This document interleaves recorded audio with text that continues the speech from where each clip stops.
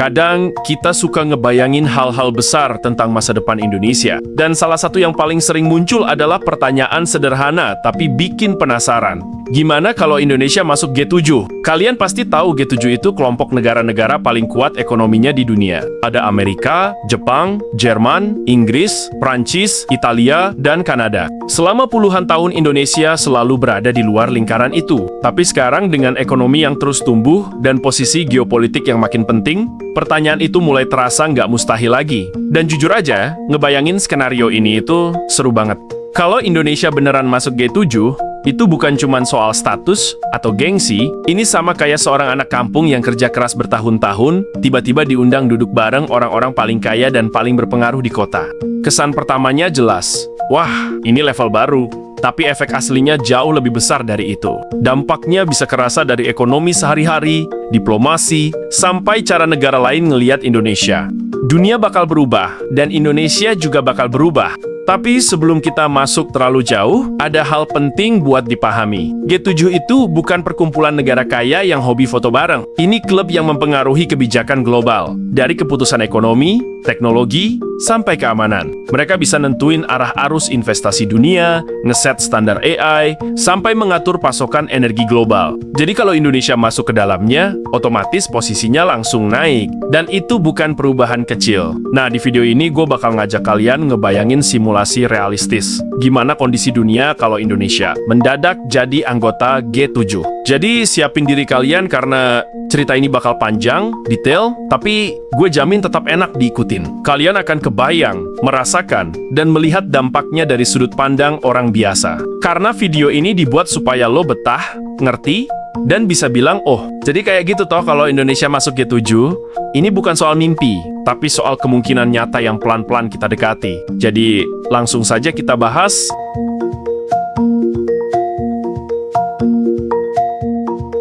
Jika Indonesia resmi masuk G7, dan dalam hitungan menit, nama Indonesia langsung meledak di media internasional. Buat negara-negara G7 lain, ini bukan sekadar nambah anggota, tapi tanda bahwa pusat kekuatan global mulai bergeser ke Asia Tenggara. Indonesia nggak lagi dipandang sebagai negara berkembang, tapi pemain utama yang punya suara dalam keputusan besar dunia. Selama ini banyak keputusan global dibuat tanpa melibatkan negara berkembang, termasuk Indonesia. Dengan masuk G7, Indonesia akan punya posisi tetap di meja pengambil keputusan. Negara-negara besar nggak bisa lagi mengabaikan suara kita, karena status ini menunjukkan bahwa ekonomi dan pengaruh Indonesia sudah setara dengan negara-negara teratas. Dampaknya juga terasa untuk kawasan Asia Tenggara, karena Indonesia negara terbesar di ASEAN. Masuknya Indonesia ke G7 otomatis bikin kawasan ini naik kelas dalam geopolitik global. Setiap kebijakan G7 yang menyentuh perdagangan, keamanan, atau stabilitas kawasan bakal melibatkan Indonesia sebagai jembatan strategis antara Barat dan Asia Tenggara. Secara diplomatik dan ekonomi, posisi Indonesia bakal makin kuat.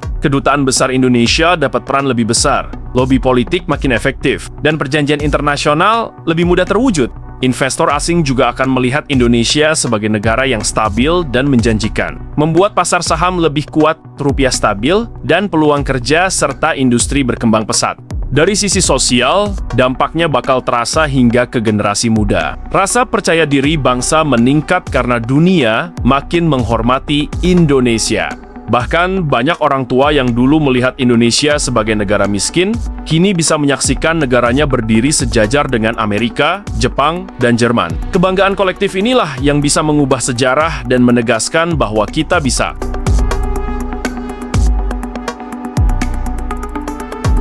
Jika Indonesia masuk G7, perubahan paling cepat terasa adalah di sektor ekonomi. Status G7 otomatis bikin investor global lebih percaya, karena kelompok ini identik dengan negara stabil dan punya sistem ekonomi kuat. Dengan pasar domestik besar dan kelas menengah yang terus tumbuh, Indonesia makin dianggap sebagai kekuatan ekonomi masa depan oleh lembaga seperti World Bank dan OECD.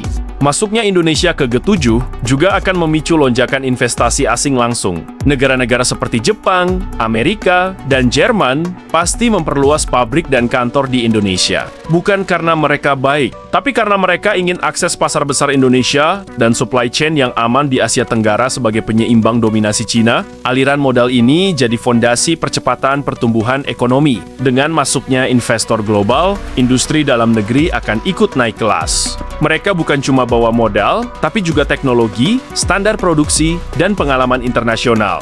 Akibatnya perusahaan Indonesia makin kompetitif di sektor otomotif, elektronik, energi terbarukan, sampai industri makanan. Produk lokal jadi lebih mudah diterima di pasar internasional. UMKM juga ikut merasakan dampaknya. Ekonomi yang lebih stabil membuka akses pendanaan lebih besar bagi UMKM. Sementara program pemerintah bisa berjalan lebih efektif karena anggaran negara makin kuat. Arus uang yang lebih sehat ke sektor kecil dan menengah bikin ekosistem bisnis nasional berkembang lebih merata. Bukan hanya didominasi perusahaan besar. Dampak jangka panjangnya, lapangan kerja bakal tumbuh besar-besaran, terutama di teknologi, manufaktur, dan logistik. Nilai rupiah pun lebih stabil berkat masuknya investasi, sehingga inflasi lebih terkontrol dan daya beli masyarakat meningkat. Dengan pertumbuhan ekonomi yang bisa naik ke 6-7%, Indonesia berpeluang masuk 5 besar ekonomi dunia lebih cepat dan kualitas hidup masyarakat ikut naik secara signifikan.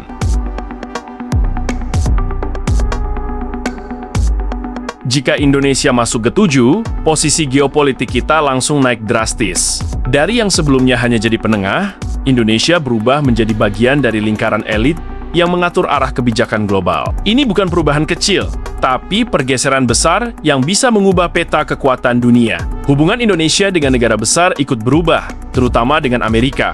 Amerika bakal memandang Indonesia sebagai mitra strategis yang wajib diperhatikan, terutama untuk menyeimbangkan kekuatan Cina di Asia. Dengan posisi penting di jalur Laut Cina Selatan, kerjasama militer, teknologi, dan keamanan siber dengan Amerika bakal semakin intens. Di sisi lain, Cina juga akan makin serius memperkuat hubungan dengan Indonesia. Status kita di G7 bikin posisi tawar Indonesia jauh lebih tinggi dalam negosiasi ekonomi maupun militer. Cina akan melihat Indonesia sebagai pemain besar yang mampu memengaruhi keputusan global, sehingga hubungan bilateral akan semakin seimbang. Eropa pun bakal meningkatkan hubungan diplomatik dengan Indonesia. Negara-negara seperti Jerman, Prancis, dan Italia akan lebih aktif menawarkan kerjasama di energi hijau, AI, dan industri strategis. Indonesia jadi pusat perhatian mereka karena peran penting kita dalam perdagangan global, baterai, dan energi bersih.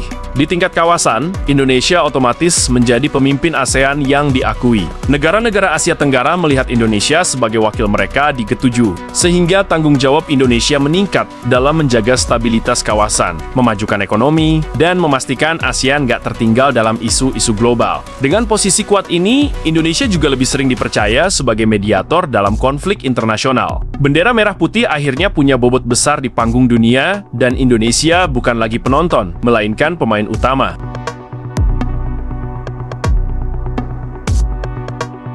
Jika Indonesia masuk G7, dampaknya bukan cuma terasa di tingkat elit, tapi juga di kehidupan sehari-hari. Perubahan ini bisa memengaruhi harga kebutuhan rumah tangga, peluang kerja, hingga kualitas pendidikan anak. Meski terlihat seperti isu geopolitik, efeknya bakal masuk langsung ke dapur masyarakat. Masuknya perusahaan global akan menciptakan lebih banyak lapangan kerja bergaji tinggi. Anak muda Indonesia berpeluang bekerja di perusahaan teknologi, keuangan, dan energi berskala internasional tanpa harus ke luar negeri. Kualitas pekerjaan meningkat karena perusahaan asing membawa standar baru yang lebih profesional. Stabilitas ekonomi juga berpengaruh pada harga barang. Dengan nilai rupiah yang lebih kuat dan investasi yang deras, inflasi cenderung lebih terkendali. Namun modernisasi cepat bisa memicu kenaikan harga di sektor tertentu seperti properti, terutama jika investor asing membeli banyak lahan. Di bidang pendidikan, ekonomi yang lebih kuat bikin anggaran pendidikan meningkat. Sekolah dan universitas jadi lebih baik, kerjasama internasional bertambah, dan kesempatan beasiswa lebih banyak. Indonesia bahkan bisa mendapat program pertukaran pelajar eksklusif seperti negara-negara G7 lain. Pembangunan infrastruktur dan mentalitas masyarakat juga berubah. Pemerintah bisa membangun transportasi energi bersih dan fasilitas publik lebih cepat, termasuk di luar Jawa.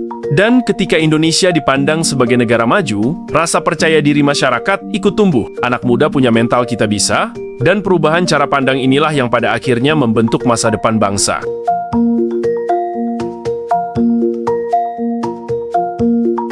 Masuk G7 memang terdengar keren, tapi tantangannya besar. Negara-negara G7 punya standar tinggi dalam hal transparansi, demokrasi, teknologi, hingga tata kelola pemerintahan. Indonesia harus bergerak cepat menyesuaikan diri agar tidak dianggap belum siap atau hanya menumpang nama dalam kelompok elit tersebut. Isu korupsi menjadi tantangan utama. Untuk diterima dan dihormati di G7, Indonesia harus menunjukkan komitmen kuat dalam pemberantasan korupsi. Negara-negara G7 sangat ketat soal ini karena mereka butuh jaminan bahwa investasi, anggaran, dan kerjasama internasional bisa berjalan tanpa resiko penyalahgunaan. Tantangan besar lainnya ada di teknologi dan inovasi. G7 berfokus pada AI, energi terbarukan, dan industri berteknologi tinggi. Jika ingin sejajar, Indonesia harus mempercepat riset, memperkuat universitas dan perusahaan teknologi, serta mengurangi hambatan birokrasi agar inovasi bisa berkembang lebih cepat. Selain itu, kesenjangan sosial dan isu lingkungan juga tidak bisa diabaikan. Pertumbuhan ekonomi harus dirasakan merata agar masyarakat tidak terpinggirkan. Di sisi lingkungan, Indonesia harus mempercepat transisi energi, mengurangi deforestasi, dan mengikuti standar emisi karbon yang ketat. Jika ingin sejalan dengan negara-negara G7, tantangan terakhir adalah tekanan politik global.